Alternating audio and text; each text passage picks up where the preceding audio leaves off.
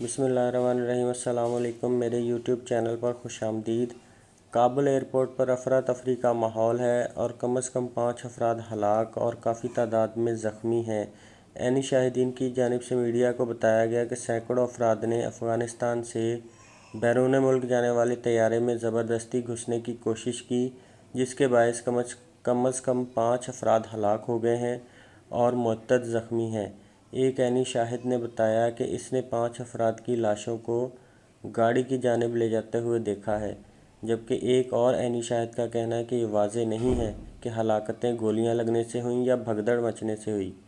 ایک امریکی اہلکار نے بتایا کہ امریکی فوجیوں نے لوگوں کے ہجوم کو دور ہٹانے کے لیے ہوائی فائرنگ بھی کی، تاہم کوئی سرکاری اہلکار ان ہلاکتوں کے حوالے سے معلومات دینے کے لیے دستیاب نہیں تھا۔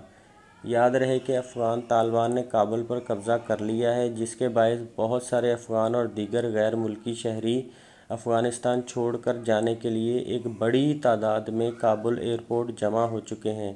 ائرپورٹ پر افراتفری کا سماں ہے، جبکہ ائرپورٹ اس وقت امریکی فوج کے کنٹرول میں ہے۔ پی آئی اے اور ایمریٹس ایئرلائن نے بھی اپنے فلائٹس آپریشن کو غیر معینہ مدت تک کے لیے بند کر دیا ہے۔ شکریہ، اللہ حافظ۔